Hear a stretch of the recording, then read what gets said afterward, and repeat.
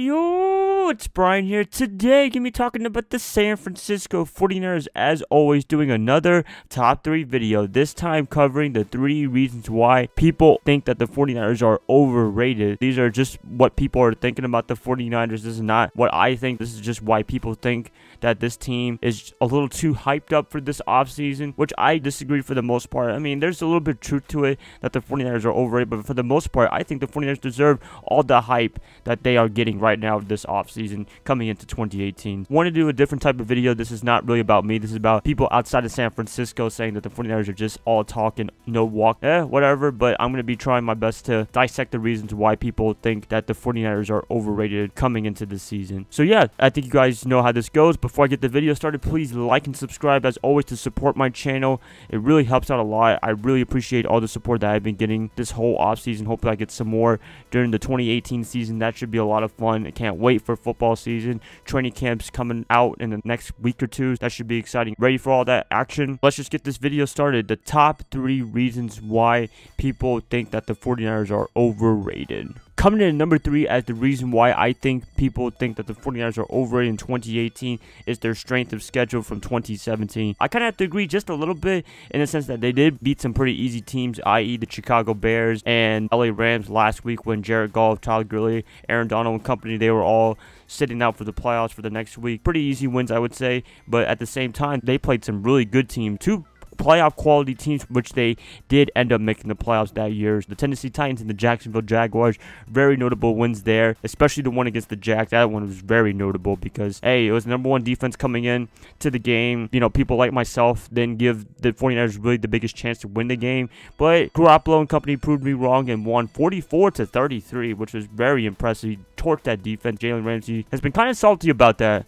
recently, so it's whatever, but hey, 44 points against the #1 defense, can't really say anything else. Those 2 wins against them and the Titans proves that the 49ers can hang with any other team in the NFL, and I believe they will do that in 2018. People that are saying that they played weak opponents last year, yes and no, but for the most part, no. They were able to beat really good teams in my opinion, and also when Brian Hoyer and Beathard were the quarterbacks, they were really close games as well. I mean, they got destroyed by the Cowboys and Eagles, but other teams very early on in the season, it was kind of close, I would say. So the 49ers, they are able to hang with other teams. I believe in 2018, this season, I think they can repeat the same success, but the difference is they'll get some more wins. Coming in at number 2 is Jimmy Garoppolo. Yes, I think a lot of people are overrating the 49ers, in my opinion, is because of the quarterback. He had a really good performance last year with 5 games. Could repeat myself, but don't want to do that. I'm pretty sure you guys know the story of what happened in 2017 with Garoppolo starting for the last 5 games, but there's been a little bit of discrepancy, I would say, with those 5 wins under Garoppolo. People are saying that he's a system quarterback. He didn't have enough experience. People didn't have tape on him. And I have to disagree with all of those assessments because if he was a system quarterback, then why didn't the other quarterbacks have success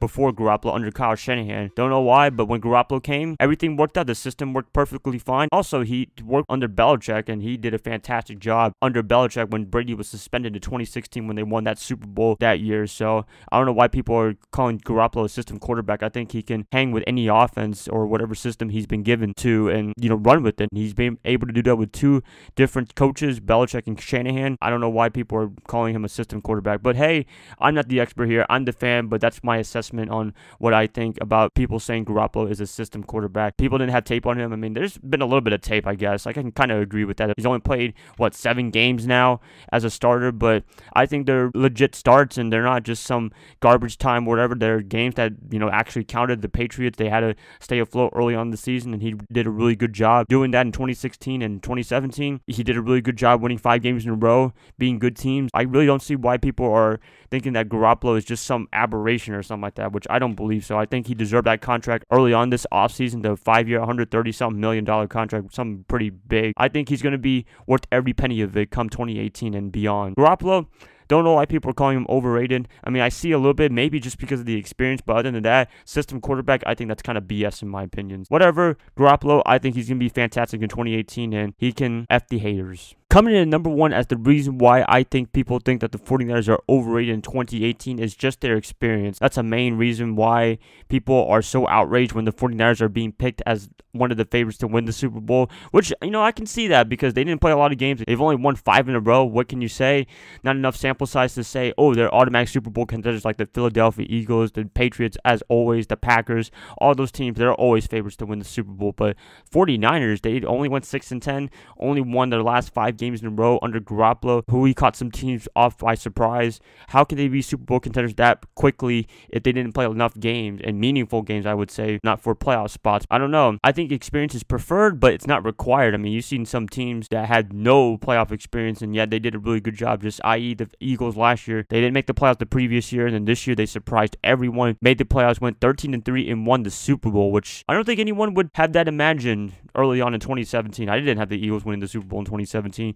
I had them doing okay, but not winning the Super Bowl completely. Anything can happen. Experience is a good thing to have, but it doesn't mean, too much, because a NFL season is a brand new season, and sometimes luck happens, and you can just talk to Peyton Manning. He's had so much playoff experience, and yet he got bounced in the playoffs quite a bit, actually. He won 2 Super Bowls, but it took him a while to get over the hump and win the Super Bowl. Also, John Elway had that problem as well, winning the last 2 Super Bowls in the last 2 seasons of his career. Experience preferred, but not required. That's pretty much my list, you guys. I wanted to do this real quick just because people are going crazy for the 49ers. I've seen some people outside of San Francisco commenting in my videos talking about, oh, the 49ers, they're all talk, nothing, just all hype. And for the most part, I have to disagree, but I have to agree just a little bit. But for the most part, I disagree with all those people. Gonna keep it like that. Please let me know what you guys think are the reasons why people think that the 49ers are overrated in 2018. I'd love to hear what you guys have to say about this. This should be interesting. And yeah, please like and subscribe. That would definitely help me out. I'll be catching you guys up another time. I hope you guys have a nice day, nice weekend, nice whatever, and I'll see you guys another time.